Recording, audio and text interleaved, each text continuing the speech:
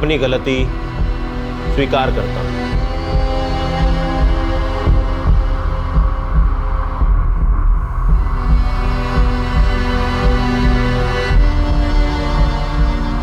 मुझसे जुर्म हुआ है, मैं इसकी पूरी जिम्मेदारी लेता हूं और माफी चाहता हूं। इसके लिए मैं और सिर्फ मैं जिम्मेदार हूं। गोपाल शिर्के।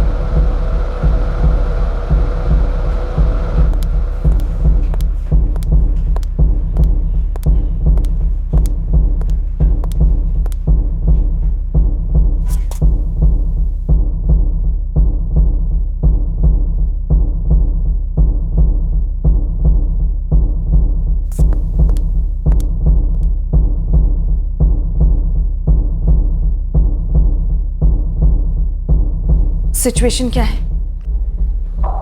फिलहाल तो कंट्रोल में लग रही है।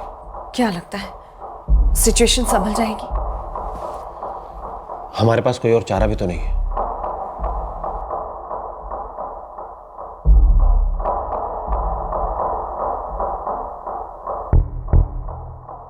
वार्ड बॉय गोपाल शिर्के बेहद परेशान था। डॉक्टर कपिल भी हैरान परेशान थे। किसी से कोई गलती हुई थी, जुर्म किसी और का था और कोई और उस पर पर्दा डालने की कोशिश कर रहा था। जहां अपराध हुआ था उसे उसी चार दीवारी में कैद करने का प्रयास किया जा रहा था और यह उम्मीद की जा रही थी कि ना तो उस अपराध की कभी कोई दस्तक होगी, ना दरवाजा खुलेगा और ना ही वो अपराध कभी दिन की रोशनी देखेगा।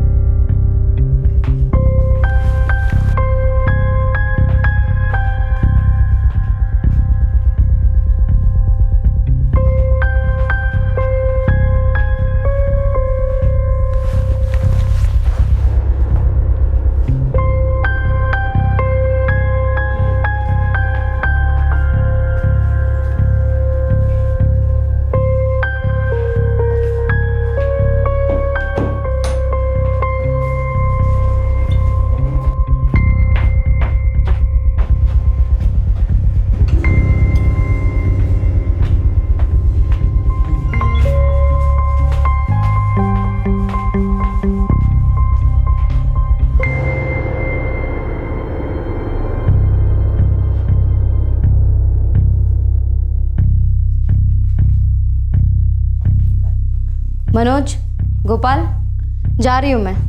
और हाँ, सो मत जाना मेरे पीछे से। क्या मैडम, कभी कुछ नया भी बोल लिया करो, रोज एक ही बात बोलती रहती हो। जिस टाइप के तुम लोग हो ना, रोज याद दिलाना जरूरी है, समझे?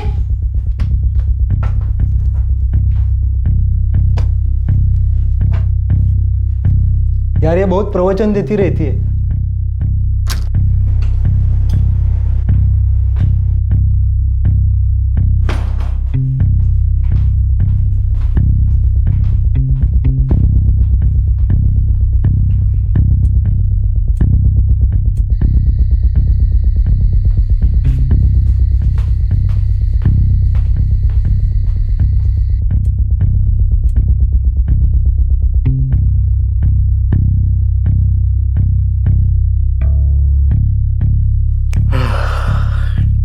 यार सो जाऊं क्या?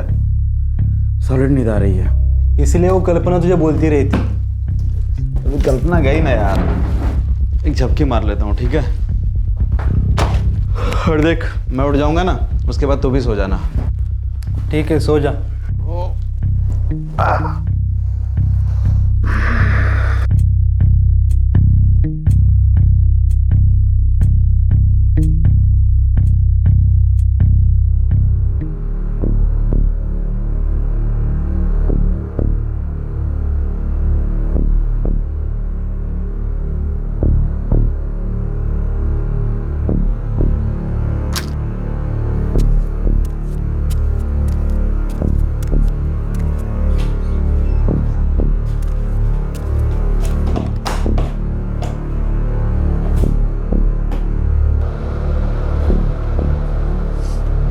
क्या हुआ प्रिया? मुझे नींद नहीं आती। क्यों नहीं आ रही?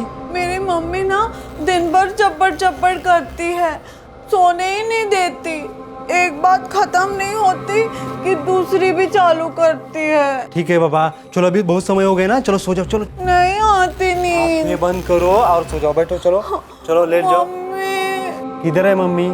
कोई नहीं है वहाँ पे, कोई कुछ भी नहीं बोल रहा और तुम सो जाओ। चलो, और कल सुबह जल्दी उठना है ना, बाहर घूमने जाना है ना। वेरी गुड, आंखें बंद करो, आंखें बंद करो। Very good.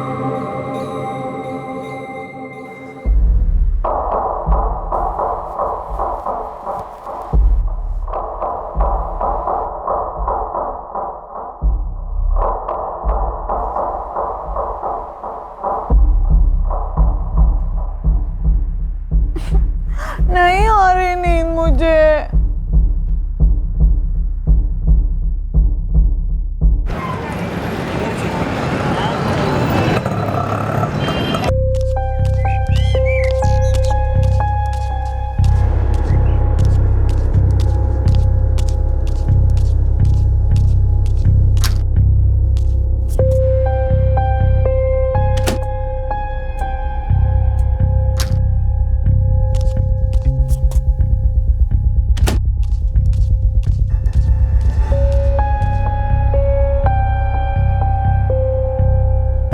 दवाई कड़वी ही होती है। ये तो बहुत ही कड़वी है। नाक बंद करके पी जाओ, कुछ पता नहीं चलेगा। लक्ष्मीताई, कशी आहेस? काय झालं? अरे सुबह सुबह मूड क्यों खराब है?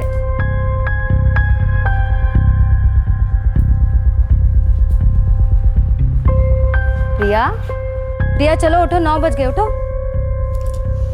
थोड़ी और देर सोने दो ना। बहुत हुआ सोना, अभी घूमने का टाइम है ना, चलो उठो। दीदी, कल रात को ना मुझे एकदम नींद नहीं आई। क्यों? हमेशा की तरह मम्मी ने मुझे परेशान किया। उसके बाद ना गोपाल ने भी मुझे तंग किया। क्या किया गोपाल ने? वो मेरे पास आया और ना मैंने उसे बताया कि मेरी मम्मी चप्पड़ चप्पड़ करती है, मुझे सोने नहीं देती। तो उसने बोला कि मैं तुम्हें अच्छे से सुला दूंगा, और उसने मुझे बहुत परेशान किया, मुझे तंग किया, मुझे सोने नहीं दिया।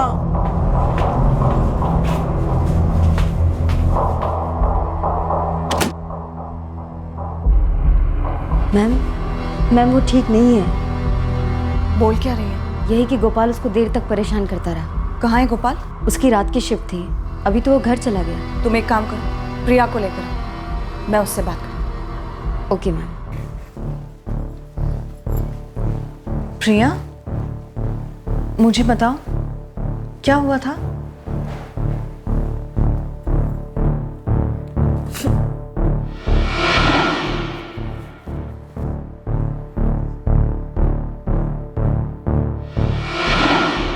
वो मुझे बोला कि कुछ दिखाएगा, लेकिन उसने मुझे कुछ भी नहीं दिखाया।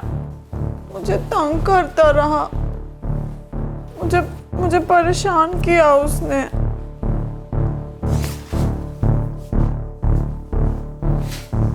मुझे अब क्या करना होगा? कुछ नहीं प्रिया, बस लेट जाओ। गुड गर्ल ना, चलो।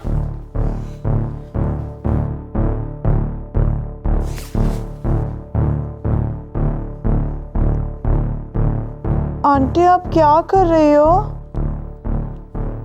कुछ नहीं प्रिया, तुम बस आराम से लेटी रहो।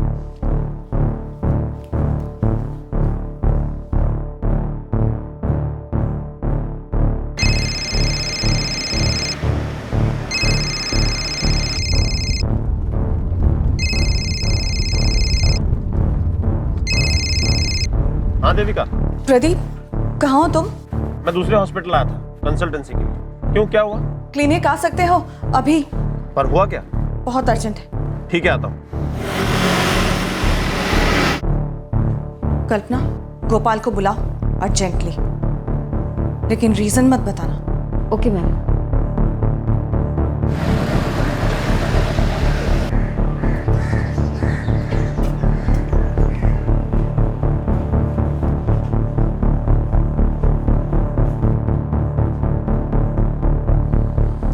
कहाँ है गोपाल? आ रहा है। क्यों, मुझे क्यों बुलाया? ये तो सर और मैडम ही बताएंगे।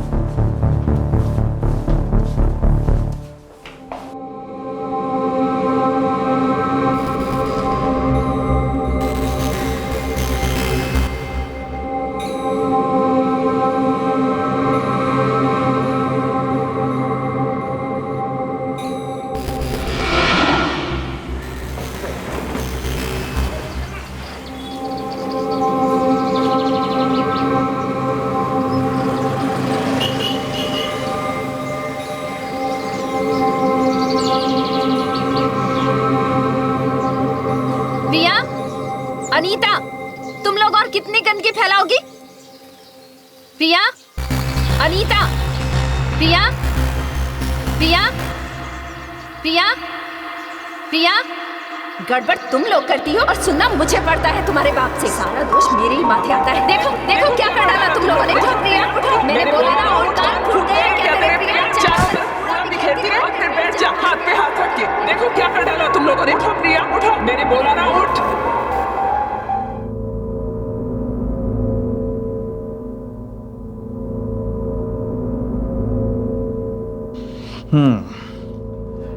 ये पहली बार हुआ है ऐसे तो नहीं लगता। पिछले 6 सालों से हो रहा है। क्या आपको या इनकी माँ को ऐसा कुछ, मतलब किसी किस्म की परेशानी? प्रिया और अनीता की माँ मेरी पहली पत्नी थी। वो भी दिमाग से थोड़ी परेशान थी। अनीता मेरी बड़ी बेटी, उसने तो अपने आप को संभाल लिया कैसे भी करके, लेकिन प्रिया, वो अपने माँ से बहुत प्यार करती थी। उस पे उसकी माँ के हरकतों का, उसके व्यवहार का बहुत असर हुआ है। कहाँ है इनकी माँ? पता नहीं, कुछ 3 साल पहले एक कागज के टुकड़े पे मैं जाती हूँ, कभी नहीं आऊंगी करके लिख के चली गई। हमने बहुत ढूंढा लेकिन कहीं नहीं मिली। हमने पुलिस कंप्लेंट भी किया। प्रिया को लगातार लंबे इलाज की जरूरत है। आपको किसी स्पेशलिस्ट डॉक्टर से मिलना चाहिए।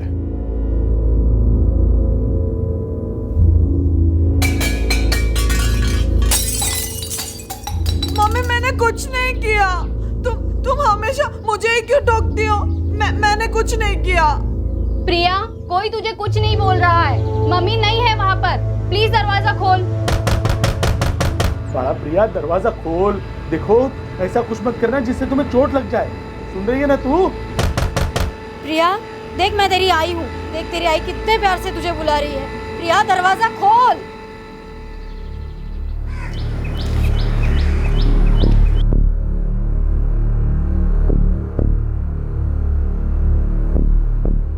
आजकल क्या बताएं, बहुत डर लगता है कहीं अपने आप को कुछ कर ना बैठे। साहब, उसे जब दौरे पड़ते हैं ना, तो उसे संभालना बहुत मुश्किल हो जाता है। जब से इसका इलाज शुरू हुआ है, सुधार के कोई साइन दिखाई नहीं दे रहे। शायद जब दवा का असर खत्म हो जाता है तो इसे इसका इमेजिनरी वर्ल्ड फिर से घेर लेता है। ये एक्चुअली मेंटली ग्रो ही नहीं कर पा रही है।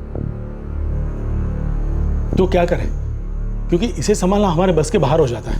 आप लोग एक काम कीजिए, इसे हमारे क्लिनिक में भर्ती कर दीजिए। हमारी देखरेख में रहेगी तो हो सकता है कि वक्त के साथ सुधार आ जाए।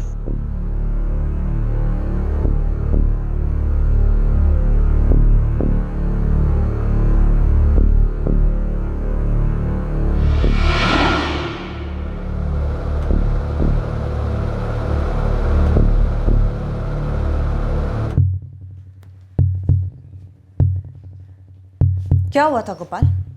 कुछ नहीं मैडम, मैंने तो बस उसको सुलाया था। देख गोपाल, प्रिया की हालत जैसी भी हो, लेकिन तू ये मत समझना कि जो तूने उसके साथ किया है वो सामने नहीं आएगा। साहब मैंने कुछ भी नहीं किया। तूने कुछ नहीं किया है, तूने उसे सेक्सुअली वायलेट किया है। मैंने खुद प्रिया का चेकअप किया है और प्रिया ने मुझे साफ साफ बताया कि तूने उसे हैरेस किया है। देख गोपाल, तूने जो कुछ भी किया है सच सच बता दे, वरना मुझे तुझे पुलिस के हवाले करना पड़ेगा।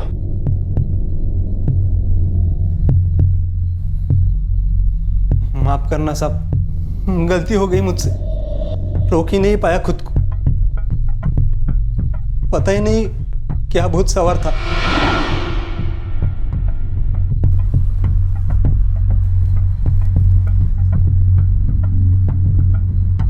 नहीं आ रही नींद मुझे।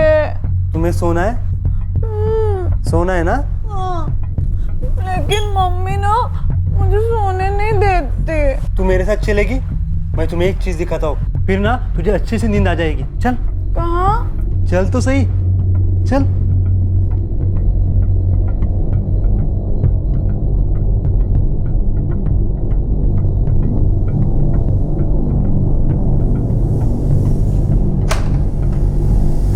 चल दिखाता हूँ। क्या है? अंदर चल तो सही।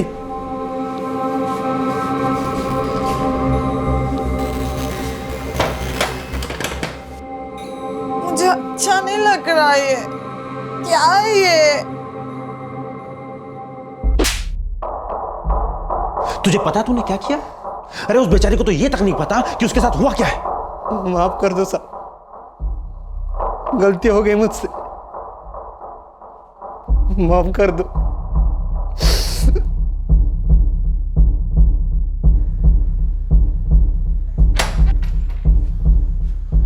फोन दे। माफ कर दो साहब, जिंदगी में दोबारा ऐसा नहीं होगा, एक बार माफ कर दो ना। मैंने कहा ना फोन दे। चल अंदर। साहब क्या कर रहे हो साहब? जब तक मैं नहीं लौटता तो यहीं रहेगा। साहब माफ कर दो ना साहब, साहब ऐसे क्यों करो साहब? साहब माफ कर दो ना साहब, माफ कर दो ना साहब, माफ कर दो ना साहब, माफ कर दो ना साहब।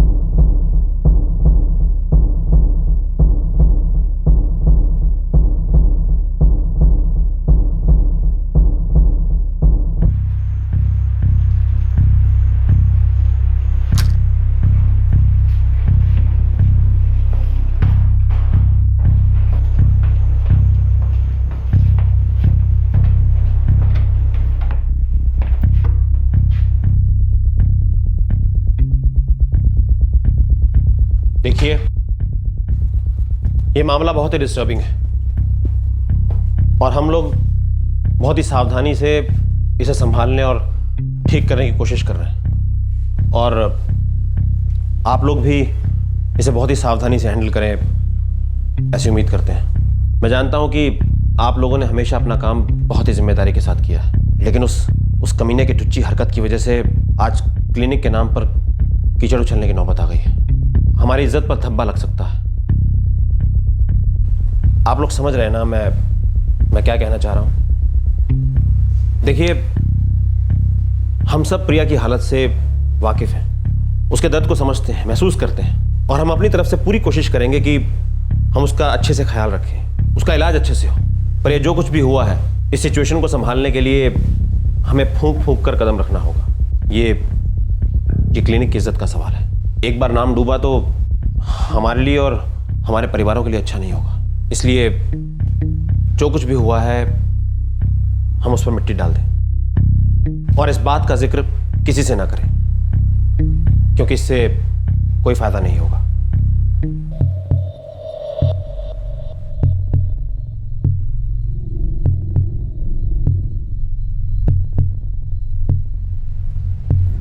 प्रदीप, प्रिया ठीक से ये तो नहीं जानती कि उसके साथ हुआ क्या है, लेकिन वो किसी ना किसी तरह से कुछ ना कुछ तो अपने घर वालों को बता ही देगी। इस बात की जिद पकड़ ली है उसने।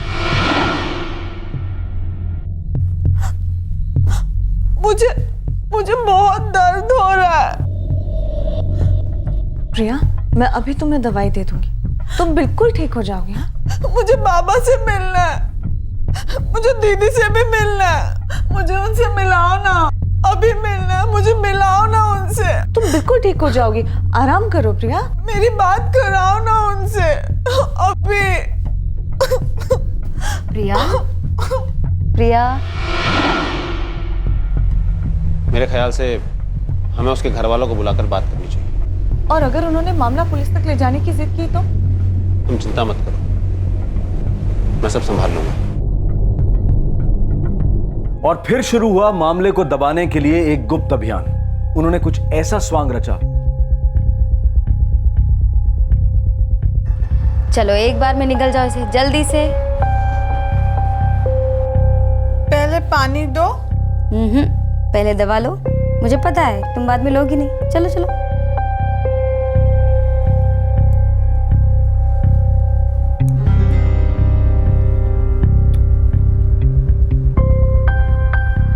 गई अंदर।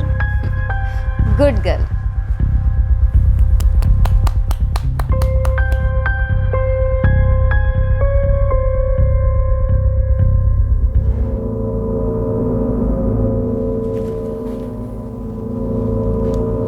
अगर पुलिस के हवाले कर दिया ना मैंने तुझे, तो मार मार के भुर्ता बना देगी तेरा। प्लीज ऐसा मत करो साहब, मैं अपना चेहरा कभी नहीं दिखाऊंगा आपको, बस एक बार माफ कर दो। एक ही रास्ता है तेरे पास, सिर्फ एक ही रास्ता। 3 लाख का इंतजाम कर। बहुत गरीब आदमी हूँ, कहाँ से लाऊंगा इतना पैसे? बहुत सी चीजें हैं जिनका ख्याल रखना पड़ता है। पैसों का इंतजाम कर, वरना देता हूं तुझे पुलिस में। साहब एक बार माफ कीजिए ना प्लीज। अपने बाप को फोन लगा और उसको बोल पैसों का इंतजाम करे। अपने बाप को बोल कल आके मुझसे मिले।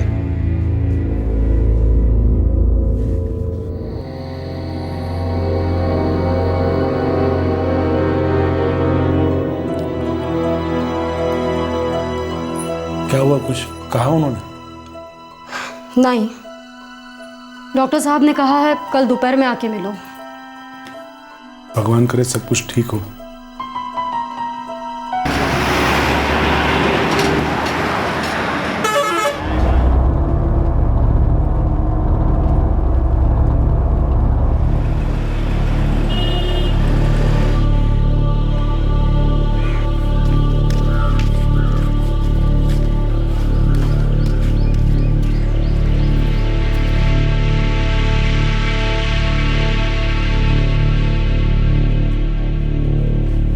सुनिए जी। जी। यहाँ गोपाल काम करता है ना, उसका मैं पिता हूँ। अच्छा, बोलिए। गोपाल का मेरे पास फोन आया था कि जल्दी चले आओ। औरंगाबाद से भागा चला आया हूँ, लेकिन यहाँ ना गोपाल है ना उसका फ़ोन बज रहा है, बंद आ रहा है फ़ोन। कोई मुझे कुछ बता ही नहीं रहा है। हर आदमी यही बोलता है कि डॉक्टर साहब आएंगे और वो आपको बताएंगे। देखिए डॉक्टर साहब अभी राउंड पे हैं, वो आपसे जल्दी मिलेंगे।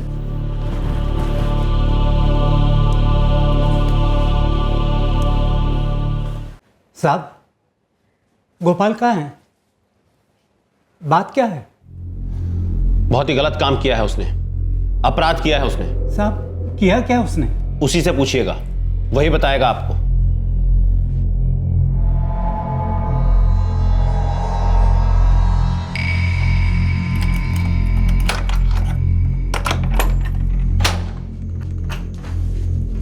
जाइए।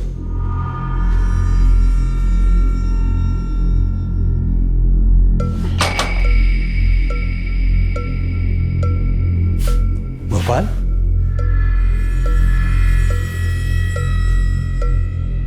गोपाल तुम चुप क्यों? और ये सब लोग क्या छुपा रहे हैं मुझसे? और तूने इतने घाई से मुझे क्यों बुला लिया? बोलो गोपाल। मुझे मेरे बाबा से मिलना है, कब आएंगे वो? हाँ, अभी मिलना है मुझे। प्रिया थोड़ा सब्र रखो, बाबा आ रहे हैं, आ जाएंगे। मुझे ना बहुत बहुत गुस्सा आता है और ना वहाँ पे दुखता भी है। वो गोपाल बहुत गंदा है। प्रिया ने रट लगा रखी है, जब तक वो अपने बाबा से बात नहीं कर लेती वो इस बात को भूलने वाली नहीं है। इस बात ने उसके दिमाग पर बहुत गहरा असर किया है। तुम चिंता मत करो, मैं कोई रास्ता निकालता हूं। पहले मैं गोपाल के बाप से निपट लूं, उसके बाद प्रिया की फैमिली को देखूंगा। गोपाल ऐसे कैसे कर सकता है तू? बाबा गलती हो गई मुझसे, बहुत बड़ी गलती हो गई बाबा। वो संभाल ही नहीं पाया खुद को मैं बाबा। बाबा बचाओ ना मुझे बाबा।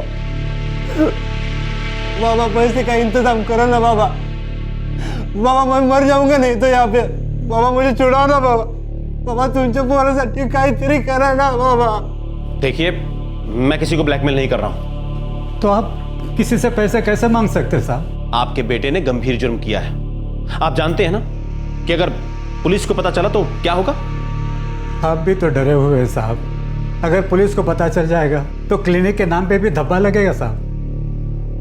सुनिए, मैं पुलिस को भी बुलाऊंगा, मीडिया को भी बुलाऊंगा और प्रेस को भी, और उनसे कह दूंगा कि इंटरनल जांच चल रही है और अपराधी पर उचित कार्रवाई होगी। ज्यादा से ज्यादा क्या होगा, हमें उस लड़की का सारी जिंदगी मुफ्त इलाज करना पड़ेगा। हम कर देंगे, हमें कोई फर्क नहीं पड़ेगा। लेकिन आप सोच लीजिए आपके बेटे गोपाल और आपके परिवार के साथ क्या होगा।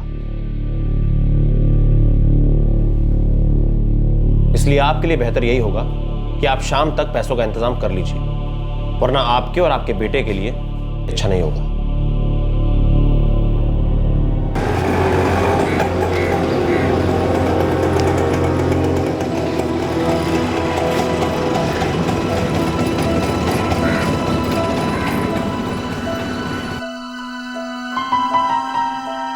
कोई प्रॉब्लम नहीं है सर, बस डॉक्टर साहब ने कहा है कि वो पहले आप लोगों से मिलना चाहते हैं। अभी 15 मिनट में आ जाएंगे, आप लोग बैठिए। पण कहा हुआ क्या है? हम सीधे प्रिया से क्यों नहीं मिल सकते? कुछ भी तो नहीं हुआ सर। कुछ तो जरूर हुआ है, वरना आप हमें प्रिया से सीधे मिलने क्यों नहीं दे रही हैं? आप लोग बैठिए, मैं अभी आती हूँ। बैठिए आप लोग। अरे पर अरे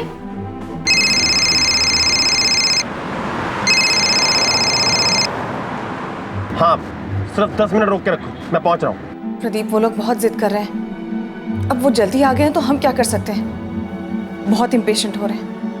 अब प्रिया से मिलने से हम उन्हें ज्यादा देर तक रोक नहीं पाएंगे। अच्छा ठीक है, उन्हें मिलने दो, मैं आकर हैंडल करता हूँ। प्रिया से मिलने दो उन्हें। बाबा, मैं बहुत परेशान थी और मम्मी भी मुझे चिल्लाती रहती थी। फिर वो गोपाल आया और उसने कहा कि वो मुझे सुला देगा। फिर वो मुझे बाहर लेकर गया दूसरे कमरे में और मुझे बोला कि मैं कुछ दिखाऊंगा। मैंने उसको पूछा क्या दिखाएगा, क्या दिखाएगा, लेकिन उसने कुछ भी नहीं दिखाया। उसने मुझे परेशान किया, तंग भी किया। वो गोपाल है ना, वो बहुत गंदा है। प्रिया, प्रिया सुन बेटा, क्या किया उसने? हाँ प्रिया,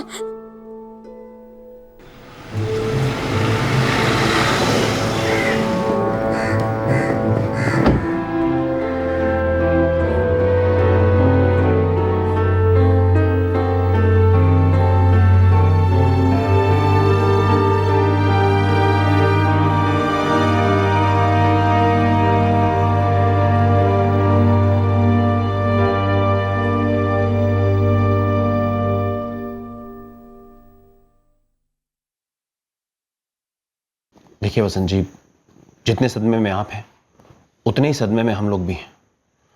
हमें भी उतना ही गुस्सा है, लेकिन फिर भी मैं आपसे यही कहूंगा कि इस मामले को थोड़ा शांति से संभालने की कोशिश कीजिए।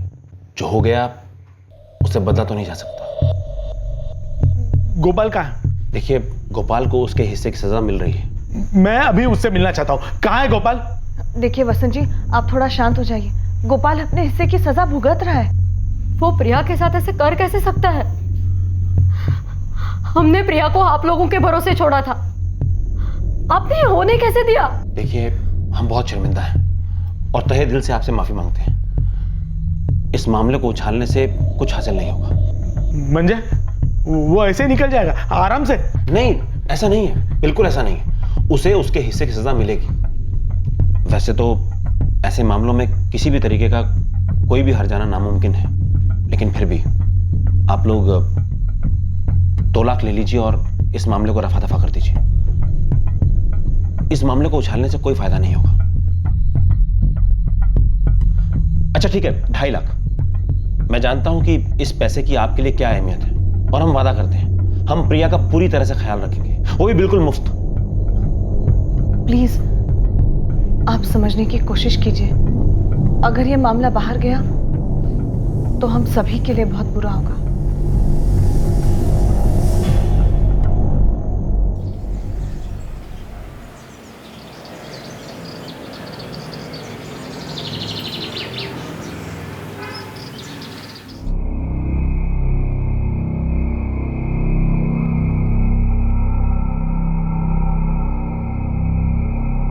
हाँ ठीक है, ओके।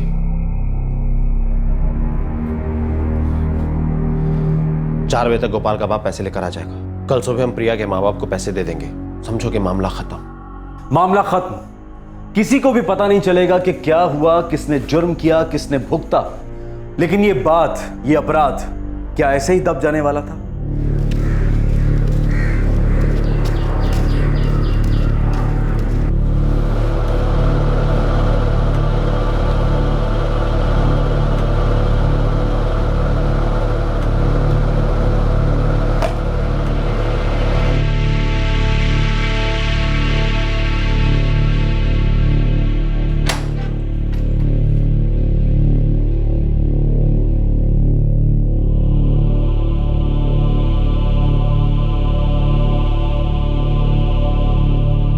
साहब मैं 1 रुपया नहीं दूंगा।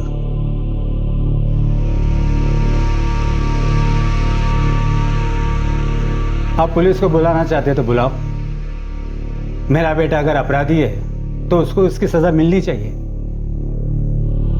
साहब मैं गरीब जरूर हूं लेकिन ईमानदार हूं। जिंदगी में जैसा भी मुझे मौका मिला मैंने मेहनत की है, बेईमानी की कमाई नहीं की जो एक अपराधी पे उड़ा दूं क्योंकि ये मेरा बेटा है। नहीं साहब, साहब इसके साथ आपको जो करना है करिए, ये मेरा बेटा नहीं है।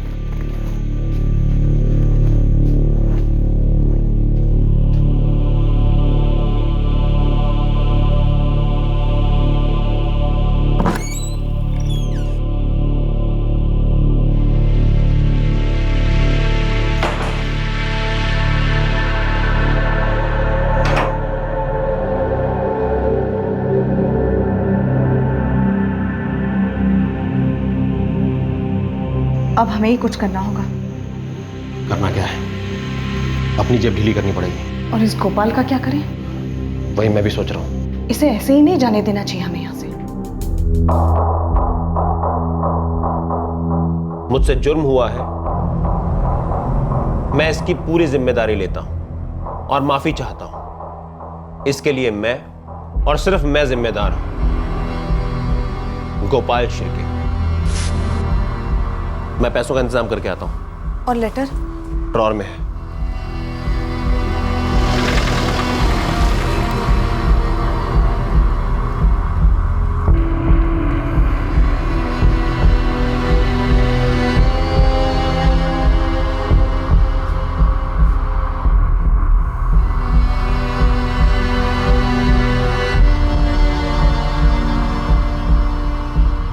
हे भगवान, मैं प्रिया की आई नहीं हूं लेकिन एक औरत हूं। जुल्म हुआ है हमारी प्रिया के साथ और दुख की बात यह है कि वो बेचारी जानती तक नहीं कि उसके साथ क्या हुआ है। प्रिया के साथ यह घिनौना काम करने वाला अगर बच गया ना तो यह प्रिया के साथ बड़ा अन्याय होगा। और वो बेशरम लोग हमें पैसों का लालच दे रहे हैं, लेकिन अगर हमने वो पैसे ले लिए और चुप हो गए तो हम उनसे भी बड़े बेशरम होंगे।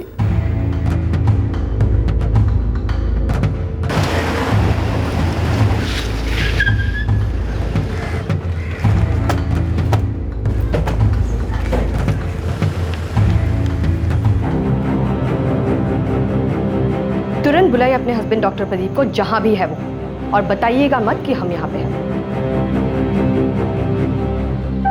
क्या हुआ?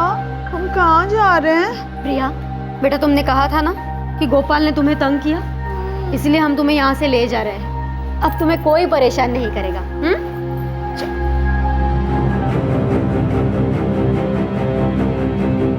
मुझे इस बात के बारे में सबसे पहले पता चला था, और जैसे ही पता चला मैंने सर को, मैडम को, दोनों को तुरंत बता दिया था। गोपाल कहाँ है गोपाल? उसे स्टोर रूम में बंद करके रखा है।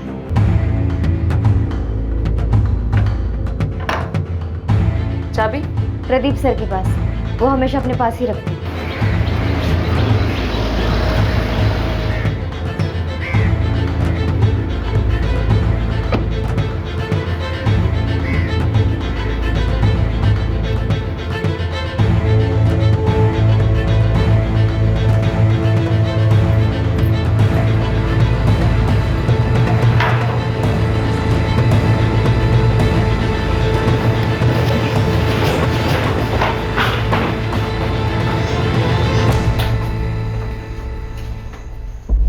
आपकी वाइफ बोल रही थी कि आपके पास गोपाल का कोई कन्फेशन लेटर है, कहाँ है वो?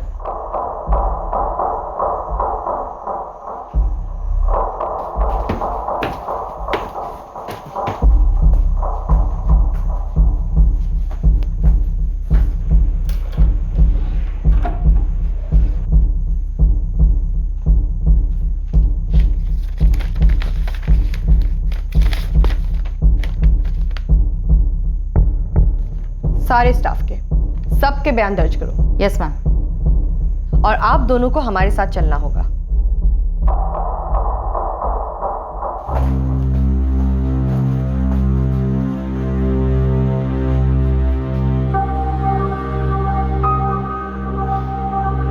हमें इसका मेडिकल टेस्ट कराना होगा।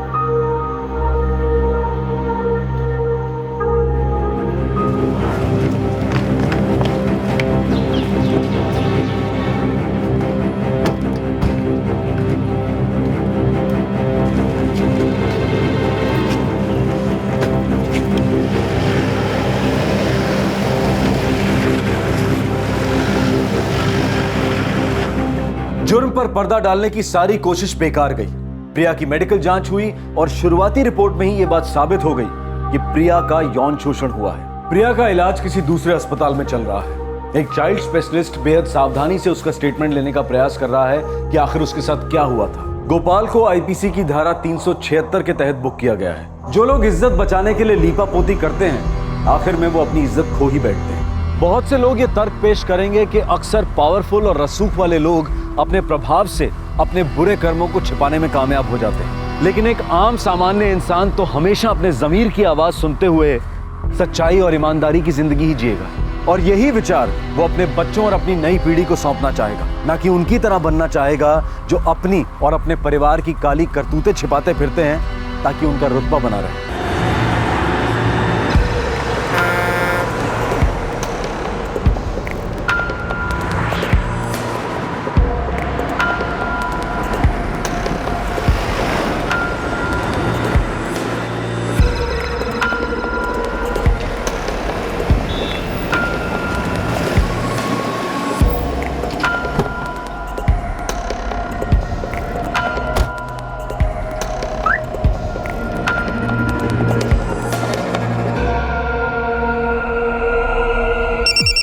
कैसे शुरुआत है? 3 पेटी लगा दे।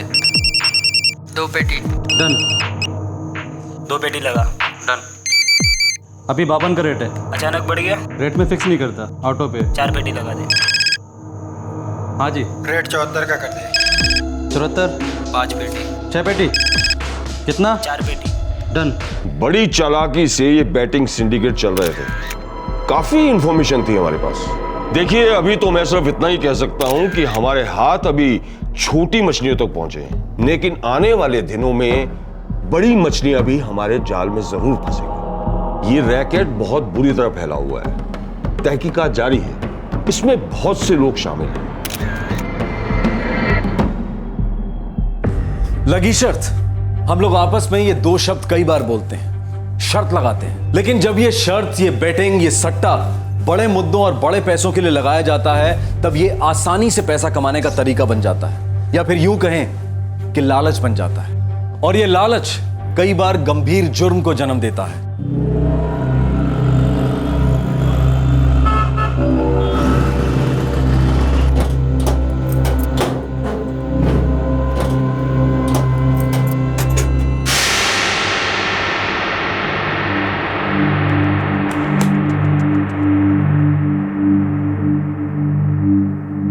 अमित, ये 20 लाख रुपए अकाउंट्स पे एंट्री कर देना।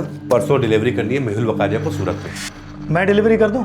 नहीं, मैं पर्सनली कर दूंगा, मुझे सूरत में कुछ काम भी है। ठीक है।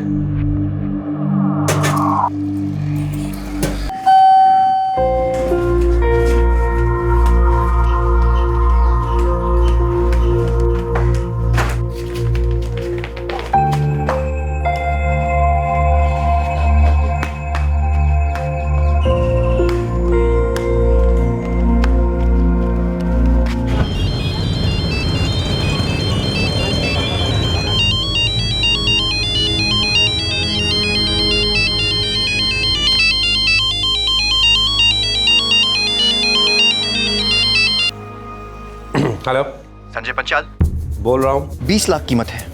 किस बात की कीमत? तुम्हारे बेटे राजू पंचाल को छुड़ाने की कीमत। क्या बकवास कर रहे हो तुम? हो कौन? बकवास नहीं कर रहा हूँ मैं। तुम्हारे बेटे राजू पंचाल को हमने उठा लिया है। बेटा जिंदा चाहिए तो 20 लाख का इंतजाम करो। मैं जानता हूँ ये सब सुनकर तुम्हारे पाँव के नीचे से जमीन खिसक रही होगी, पर ज्यादा सोचो मत।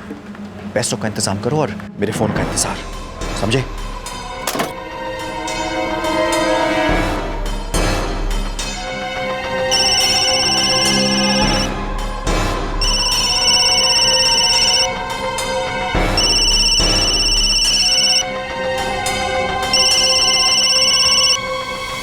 हाँ बोलो, राजू गया है चाबी लाने। चाबी? कौन सी चाबी? कहाँ गया राजू? अरे आपकी कार की चाबी आप ही ने तो। अरे गया कहाँ है राजू? नीचे इस्त्री वाले के पास। इस्त्री वाले के पास क्यों गया है? आपके नाम से किसी ने फोन किया था, कहा कि आपकी कार की चाबी राजू को भेज के मंगवा लूं। दिमाग खराब हो गया है तुम्हारा? जल्दी से केयूर को नीचे भेजो और देखो राजू नीचे है कि नहीं। पर हुआ क्या है? जितना कह रहा हूं उतना करो पहले।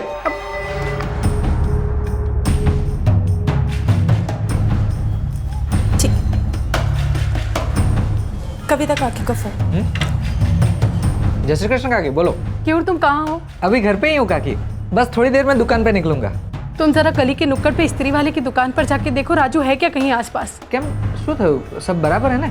मुझे कुछ पता नहीं है, बस इनका फोन आया था, बहुत परेशान लग रहे थे। कहा है कि तुम्हें भेज कर दिखवाऊं कि राजू है क्या कहीं आसपास। ठीक है काकी, मैं देखता हूँ। क्या हुआ? हाँ कुछ नहीं, जरूरी काम है।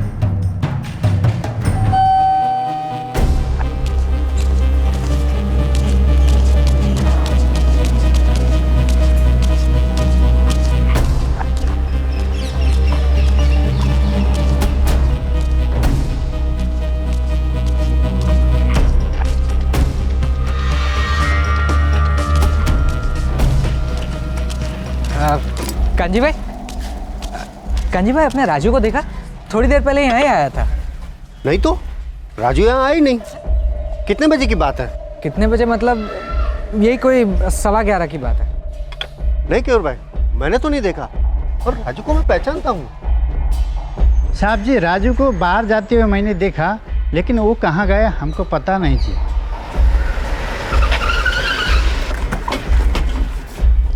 काका, राजू को पता चला? कुछ पता नहीं चला काका, वो इस्त्री वाले के पास गया नहीं है, लेकिन वो बाहर गया वो पक्का है। हे भगवान! लेकिन उसे इस्त्री वाले के वहां भेजा क्यों? क्या हुआ क्या काका? लापरवाही की भी हद होती है। पर 2 बार फोन आया था। कौन था? मुझे नहीं पता, मुझे सिर्फ इतना कहा कि आपकी गाड़ी की चाबियां इस्त्री वाले के पास पड़ी है, राजू को भेज के मंगवा लो। मुझे लगा आपने किसी को कहा होगा कॉल करके। अरे मैं किसी को फोन करने के लिए क्यों कहूंगा? मैं खुद नहीं कर सकता हूँ क्या?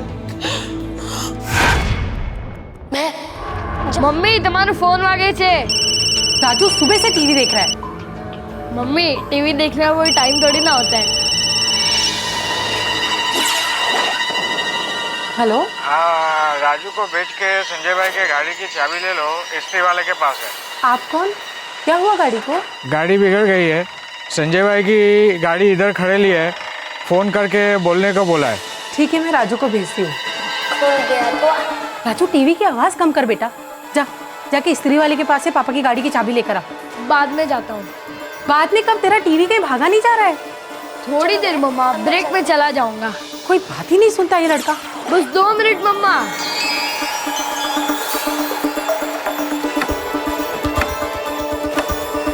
राजू जाना जल्दी, बस 2 मिनट में ब्रेक है। तेरा ब्रेक नहीं पता मुझे, तू जा जल्दी से अभी। कहाँ जाना है? स्त्री वाले के पास। सारा ध्यान टीवी में रहता है। मम्मा टीवी बंद मत करना। नहीं करूंगी, जा जल्दी।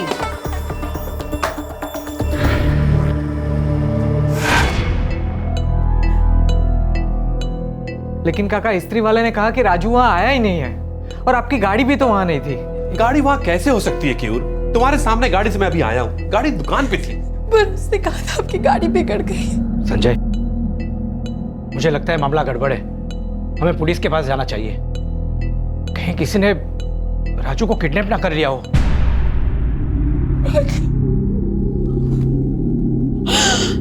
राजू। पापा की कार खराब हो गई है, इस बहाने से एक 14 साल के लड़के राजू को घर से बाहर बुलाया गया। उसे पता भी नहीं था कि उसे गायब करने के लिए जाल बिछाया जा चुका है और फिर उसके पिता को फिरौती के लिए फोन आता है। जल्द से जल्द ये पता करना होगा कि अपहरणकर्ता कौन थे, क्योंकि एक बच्चे की जान खतरे में हो सकती थी। सर, सुबह 10:50 पे कविता बहन को फोन आया था नारायणपुरा के पीसीओ से, जो कि संजय भाई के घर के पास ही है। और फिरौती का कॉल? वाडज के पास के पीसीओ से 11:15 बजे। पहला कॉल आया 10:50 पर नारायणपुरा आपके घर के पास से। फिर राजू घर से निकलता है 11:15 बजे और दूसरा कॉल फिरौती के लिए आपके पास आया वाड़स से आपके मोबाइल पर, राइट? जी सर, तब बच्चा साथ ही होगा। और उसने आपसे 20 लाख रुपए मांगे? जी हाँ। दोबारा कॉल नहीं आया? नहीं। पैसा अरेंज कर सकते हो? हाँ जी। मकरंद, इनका फोन टैप कर। Okay sir.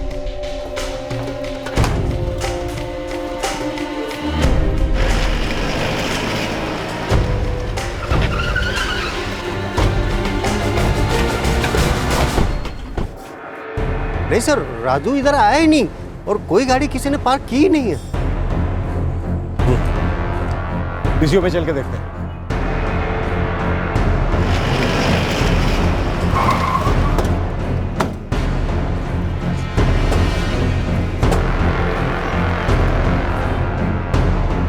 साहब बहुत लोग आते हैं फ़ोन करने को, अब किस किस को याद रखूं? याद नहीं साहब किससे 10:50 पे फ़ोन किया। इसी जवाब की उम्मीद। मकरंद, वाड़ज वाले पीसीओ से पता करो, शायद कोई खबर मिल जाए। Yes sir. मूव।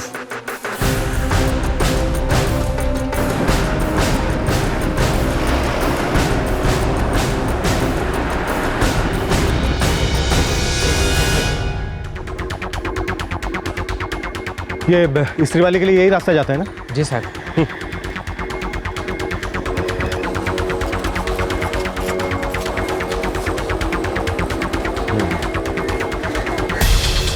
ये एक रास्ता है जो स्त्री वाले के पास जाता है। हाँ जी।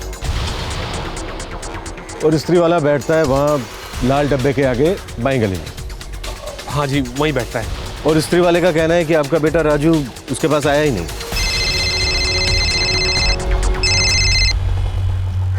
हाँ मकन सर, जैसे कि हमने सोचा था, इस पीसी वाले को भी पता नहीं है 11:15 बजे किसने कॉल किया था।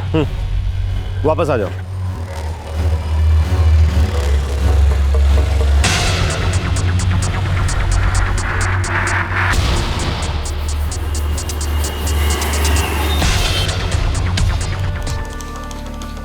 साहब सुबह 10 बजे आता हूँ, दुकान खोलता हूँ। 11:15 के करीब यहीं कहीं किसी लड़के को देखा था? क्या पहना था आपके बेटे ने? नीली टी शर्ट और नीले सफेद रंग की 3/4। नीली टी शर्ट पहने हुए किसी लड़के को देखा था? हाँ साहब, एक नीली टी शर्ट वाले लड़के को देखा था, वहाँ पेड़ के पास गाड़ी थी, उसमें बैठ के चला गया। कार वहाँ पार्क थी? किसकी थी? रंग क्या था कार का? सफेद रंग की कार थी साहब। टाइम तो मुझे याद नहीं, लेकिन वहाँ झाड़ के पास रुकी थी।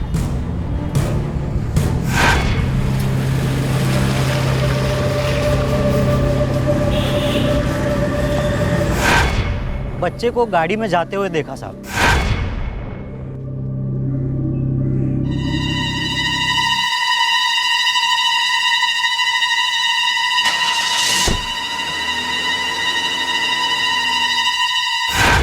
कार का नंबर याद है या किसी की शक्ल? कौन था कार में? साहब नंबर तो याद नहीं, गाड़ी दूर थी। हुआ क्या साहब? उस लड़के को किसने उठा लिया? अरे बाप रे, तू जमाना आ गया। लेकिन साहब मुझे ऐसा कुछ लगा नहीं, क्योंकि ऐसी ऐसी कुछ बात ही नहीं हुई थी। वो लड़का तो खुद जाके गाड़ी में बैठा। ऐसा ही हुआ होगा, जब यहाँ तक आया और किसी ने उसे अपनी कार में बिठाया। आपकी पहचान वालों में किसी के पास सफेद रंग की कार है क्या? मुझे याद नहीं आ रहा है। खबर नहीं, पता नहीं किसके पास है। अच्छी तरह सोच के बताओ, क्योंकि हो ना हो इस केस में उस कार वाले का ही हाथ। एक मोची ने लड़के को एक सफेद कार में जाते देखा था। सुराग छोटा सा था, लेकिन था महत्वपूर्ण। क्या इतने से सुराग की मदद से पुलिस उस बच्चे को बचा पाएगी?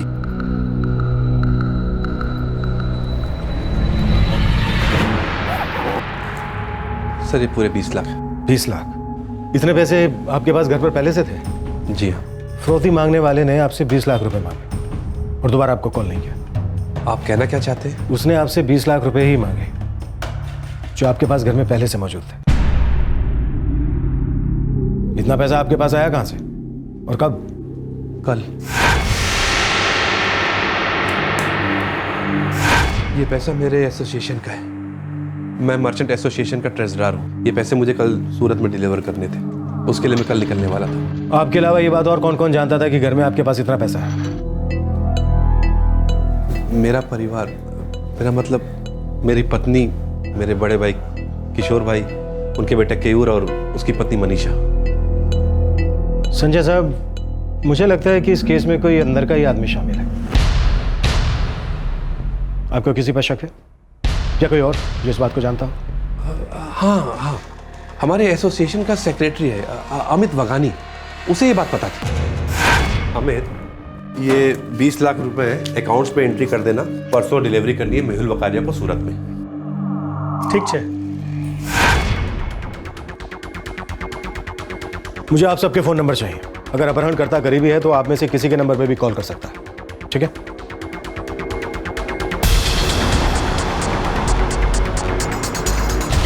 अमित वगानी 15 मिनट में पहुंच रहा है सर। सबके फोन नंबर की डिटेल्स निकालो। पूरी फैमिली के? हाँ, या तो कोई घर का है या फिर बहुत ही करीब। अपने सारे खबरों को काम पर लगा लो। उस सफ़ेद गाड़ी का मिलना बहुत ज़रूरी है। ये भी नहीं पता किस कंपनी की है। उस बच्चे की जान खतरे में होने के पूरे आसार हैं। एक एक पल हमारे लिए बहुत कीमती है। Yes sir.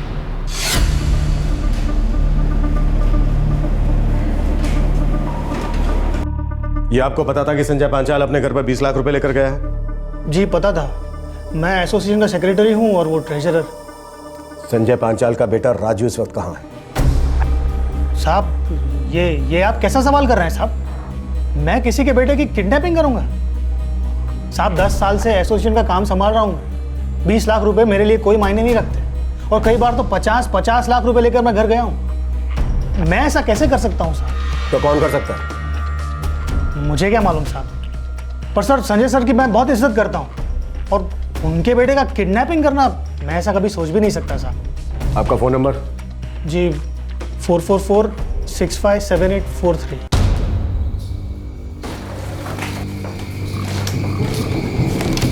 Sir, Sanjay Panchal के रिकॉर्ड्स में कुछ नहीं है सर। कोई ऐसा नंबर जिस पे पहले कभी बात ही नहीं हुई हो? नहीं सर, हमेशा के कॉन्टैक्ट्स हैं। कविता पांचाल के कॉल रिकॉर्ड्स में भी कुछ नहीं है सर। पहला कॉल इन्हीं को आया था, किशोर पांचाल, संजय पांचाल का बड़ा भाई। इनके कॉल रिकॉर्ड्स में भी ऐसा कुछ नहीं है सर जिस पर शक हो। केयूर पांचाल, किशोर पांचाल का बेटा। किसी एक नंबर पर लगातार बातचीत हो रही है सर इसकी, सुबह 10 बजे से लेकर अब तक। 444-912369। हाँ सर, इसी नंबर से कॉल आता है या जाता है। केस की जांच चल रही है फिर भी बात हो रही है। ऐसी क्या जरूरी बात है कि वो बार बार इस नंबर पर फोन कर रहा है कौन ये 444-912369? सर, हेमंत शाह, मणिनगर में रहता है।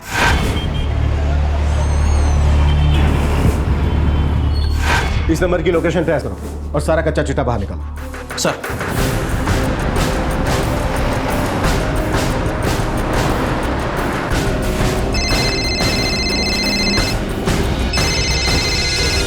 हाँ बेंडर बोल। हेमंत शाह, उसके बाप का अनाज का कारोबार है साहब। केयूर और उसका बाप भी इसी धंधे में है। केयूर और हेमंत एकदम पक्के दोस्त हैं साहब। चक्कर क्या है? नहीं साहब, कोई चक्कर वक्कर तो नहीं लगता। और हाँ, हेमंत अभी घर पे ही है। चल ठीक है, और सुन, आंखें खुली रखना। ठीक है साहब। ભારતીબેન રાજુ આવ્યો તો ત્યાં નથી આવ્યો? અચ્છા આવે તો એને કહેજો ને. ના ના માસી, કોઈની સાથે કોઈ ઝઘડો નથી થયો. અરે પણ राजू नहीं जाना चाहता था, मैं उसे जबरदस्ती भेज दिया। काकी आप क्यों रो रही हैं? आप शांत हो जाओ, आपने कुछ जानबूझ के थोड़ी ना किया। राजू घर वापस आ जाएगा, कुछ नहीं होगा उसको। अब मैं अपने राजू को अपनी आंखों से कभी दूर नहीं जाने दूंगी। कहाँ चला गया राजू? ठीक है, હું પછી ફોન કરું. बाबूजी, मासी को भी फोन किया और सब दोस्तों को भी फोन किया, वो कहीं पे भी नहीं है. अरे वो दोस्तों के घर पे कैसे जा सकता है? फोन आने के बाद तो वो घर से निकला है. पहले घर पे फोन, फिर संजय के फोन पे फिरौती की रकम के लिए फोन. ये मजाकिया कॉल नहीं था, कुछ गड़बड़ है.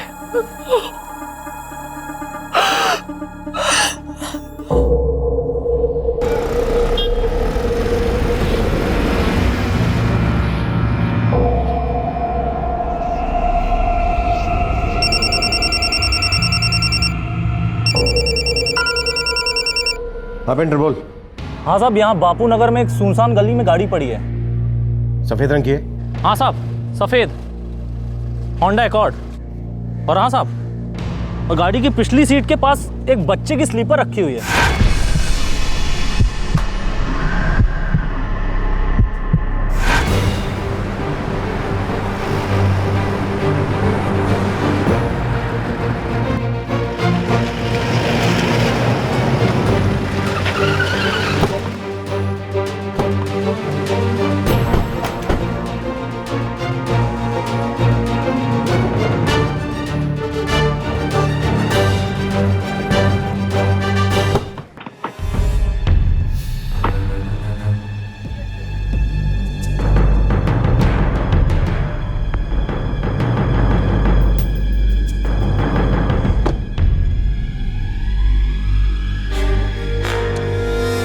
इस कार का रजिस्ट्रेशन नंबर और इसके मालिक का नाम पता करो जल्दी।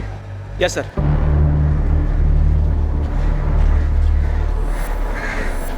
हेलो, हाँ पहुंच गया और साइड में राशन कार्ड तो आगे हो, तो आगे हो, उसके बाद ही लाइसेंस क्लियर होगा, ऐसा नहीं होता है।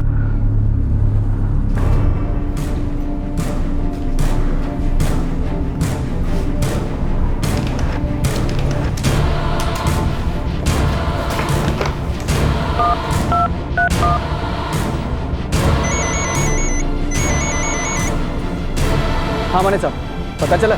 हाँ, हसमुख कापड़िया 6/12 विराट अपार्टमेंट गुरुकुल रोड, गाड़ी उसी के नाम से रजिस्टर्ड है sir. Thank you. Hasmukh Kapadia Gurukul road.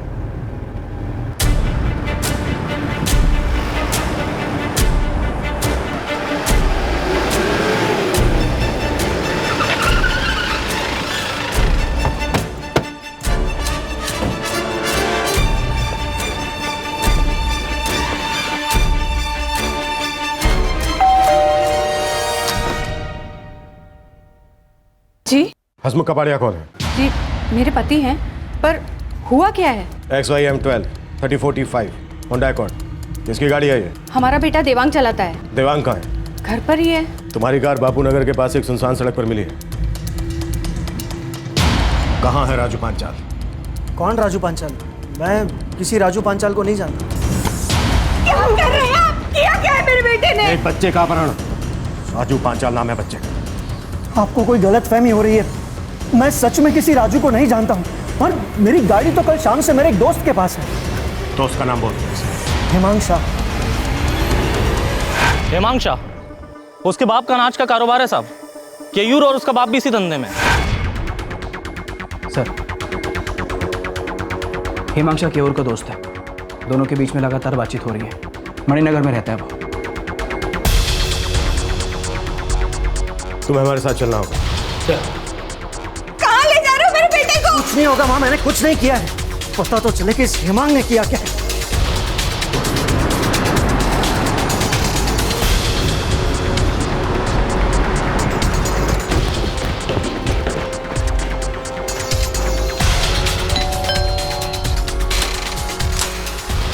जी कहिए। हिमांशा? हाँ मेरा बेटा है। क्यों? कहाँ है वो? घर में है। चलो अच्छा, घर पर ही मिल गया।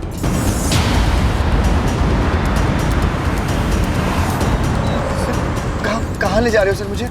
किया क्या है मैंने? देख बेटा, थाने पहुंचने तक का टाइम है तेरे पास, सोच ले क्या किया। एक बार थाने पहुंच गया ना तो तू सोच भी नहीं सकता कि तेरा टाइम कैसा कटेगा। सर लेकिन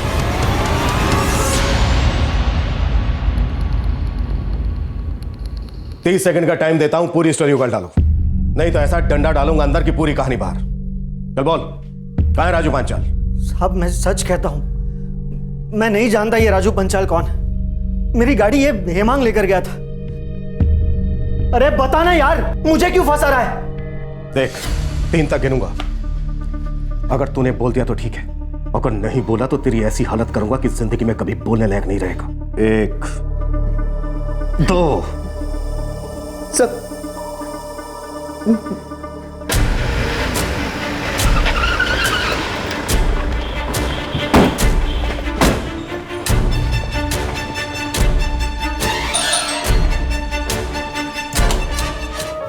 इंस्पेक्टर साहब, कुछ पता चला मेरे बच्चे के बारे में?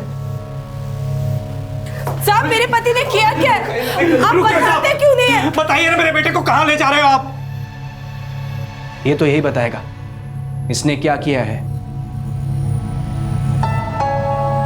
केयूर, मेरा बेटा कहाँ है? केयूर तुम क्या जानता है राजू के बारे में? बोलना, क्या जानता है राजू के बारे में? ले चलो इसे।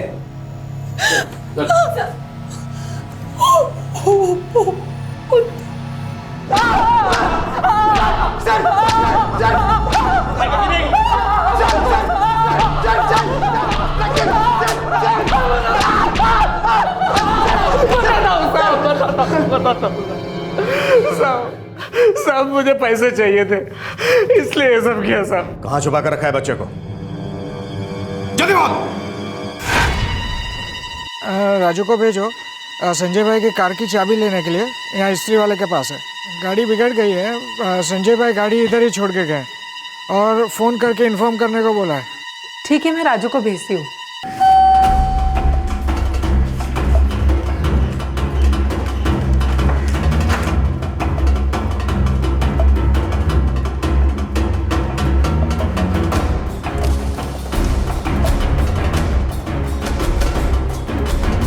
राजू,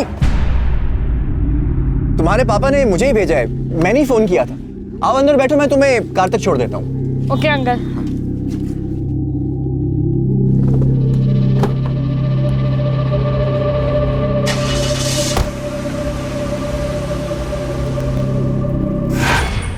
मैंने आवाज़ बदल के फ़ोन किया था साहब, और राजू मुझे पहचान ना ले इसलिए मैंने हेमांग को बोला कि तू राजू को उठा ले। मैंने देवांग से उसकी कार मांग ली ताकि हमारा नाम ना आए कहीं पर।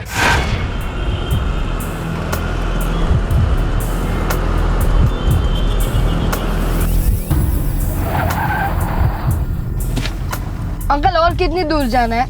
आपने तो बोला था कि कार इस्त्री वाले के पास खड़ी है। अरे बेटा, वो कार तो मैंने मैकेनिक के साथ भेजी है, बापू नगर में हमें लेने जाना है। अरे मैं तो भूल ही गया। तुम जरा 1 मिनट ठहरो, मैं तुम्हारे पापा से बात करके आता हूँ, फिर जैसे पापा कहेंगे हम वैसे ही कर लेंगे, और फिर मैं तुम्हें उनकी शॉप पर छोड़ दूंगा ना। हाँ, मैं 2 मिनट में आया।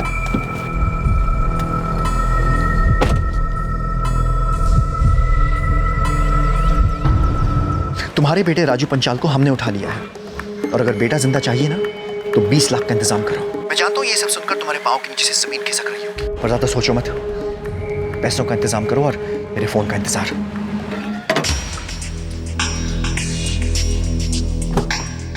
पापा ने कहा है कि तुम मेरे साथ बापू नगर चलो, फिर हम वहां से कार पिकअप करेंगे और फिर मैं तुम्हें घर छोड़ दूंगा। लेकिन मेरा कार्टून शुरू हो जाएगा। अरे बेटा, कार्टून तो रोज आते जाते रहते हैं, रिपीट देख लेना, और फिर पापा का काम भी जरूरी है ना, है ना?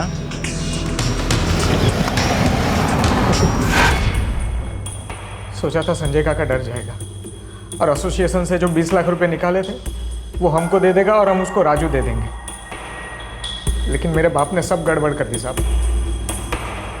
पुलिस में कंप्लेन करवाने की बात कर दी।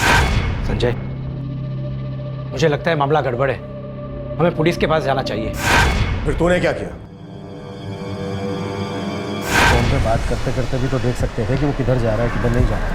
नहीं देखा, लेकिन बाहर जाने पर राइट गया कि लेफ्ट गया पता नहीं।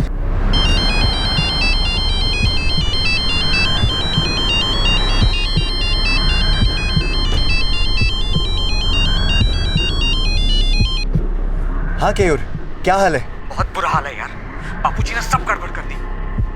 पुलिस को बुला लिया यार, और वो मोची ने गाड़ी भी देख ली और गाड़ी में बैठते हुए राजू को भी देख लिया। मर गया। अब क्या करूं? अरे फट रही है यार, अगर गाड़ी पकड़ी गई ना तो हम दोनों काम से गए, ये बात याद रखना। मेरे बाप ने पूरी तरह से फंसवा दिया, पुलिस में जाते हैं। मैंने सोचा था कि काका के पास से पैसे लूंगा और राजू को छोड़ दूंगा। मरवा दिया तेरे आइडिया ने। अब एक ही रास्ता है। क्या?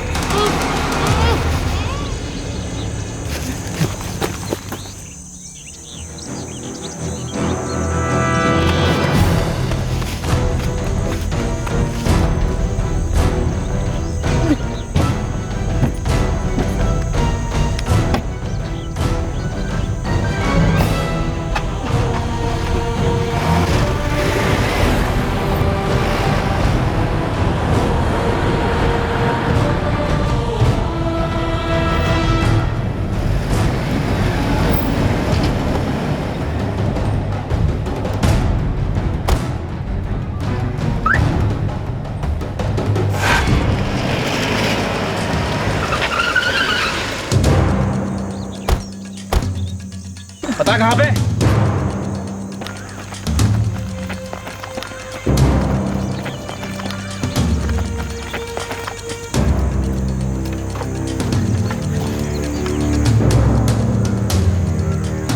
अमित,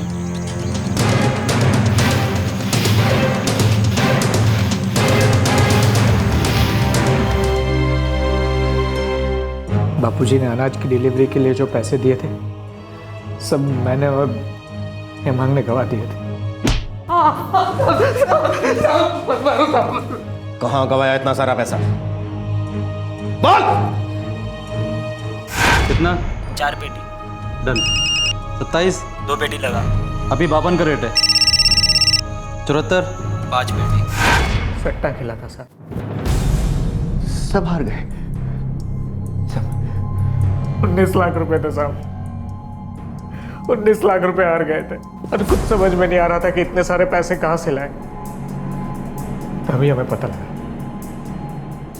कि संजय काका घर पे 20 लाख रुपए लेके आने वाले सूरत ले जाने के लिए। हमने सोचा ये रुपए हमें मिल जाएंगे और हम बच जाएंगे।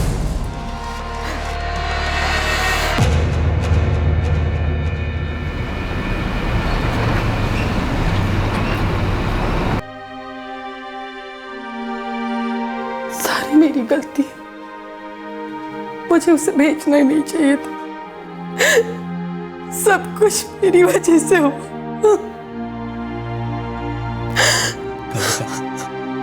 तुम खुद को दोष मत दो, तुम्हें कहां पता था कि ऐसा कुछ हो जाएगा।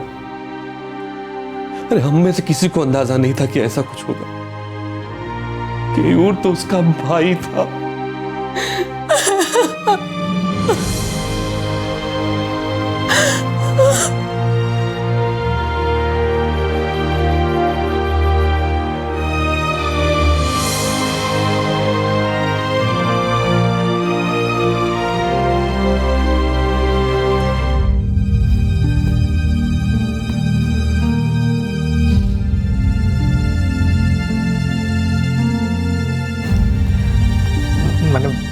माफ कर दो।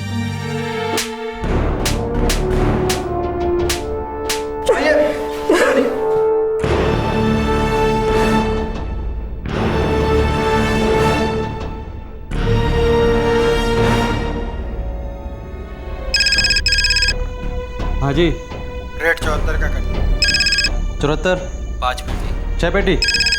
कितना? 4 पेटी। डन। खेल खत्म हो गया।